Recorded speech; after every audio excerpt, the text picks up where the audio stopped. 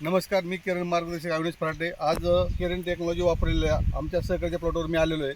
तर आपण थोडक्यात त्यांच्याकडून किरण टेक्नॉलॉजी वापरल्यानंतर त्याला काय बदल झाले हे जाणून घेऊया. सुनील सर, तुम्ही किरण टेक्नॉलॉजी वापरल्यानंतर तुमच्या शेतामध्ये सीताफळाच्या प्लॉटमध्ये काय काय समस्या होत्या आणि काय काय बदल झाले हे थोडक्यात सांगा. तर ही जमीन आहे ती जास्त चुनखडीयुक्त आहे, चिकट आहे. हां. आणि मी सुरुवातीला पहिलं ॲप्लिकेशन फक्त शेणखत टाकलं होतं. ह्याला रासायनिकचा डोस वगैरे काही दिला नव्हता. हां.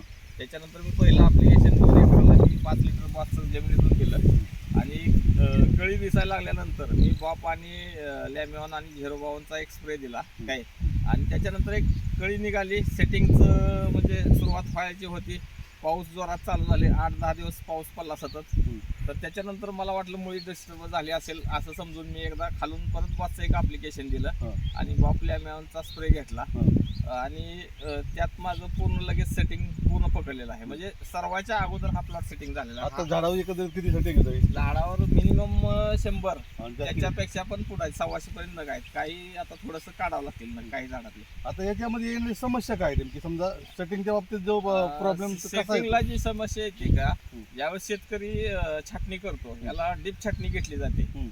डीप छाटणी घेतल्यानंतर ज्यावेळेस त्याच्या शूट निघतात आणि त्याच वेळेस जर पाऊस पडला जास्त तर काय होतं, झाडातलं नायट्रोजनचं प्रमाण वाढतं.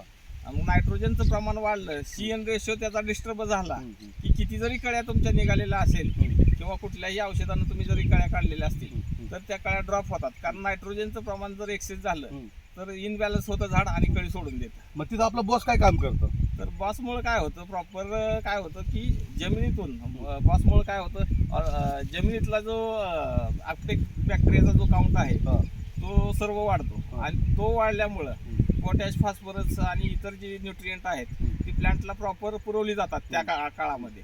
आणि CN रेशो मेंटेन काय होतो, तर पोटॅश फॉस्फरस उचलला जातो. आणि पोटॅश फॉस्फरस हे दोन्ही कंटेंट सहजासहजी उचलत नाहीत जमिनीतून. आणि तेच महत्त्वाचं काम बॉसमुळे होतं आहे आणि त्याच्यामुळे सेटिंग जास्त मिळते. तर तुम्ही सीताफळ उत्पादक शेतकऱ्याला काय मेसेज देऊ इच्छिता?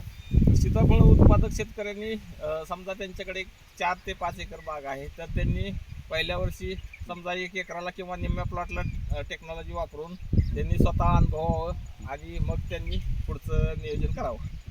दिलेल्या माहितीबद्दल धन्यवाद. नमस्कार.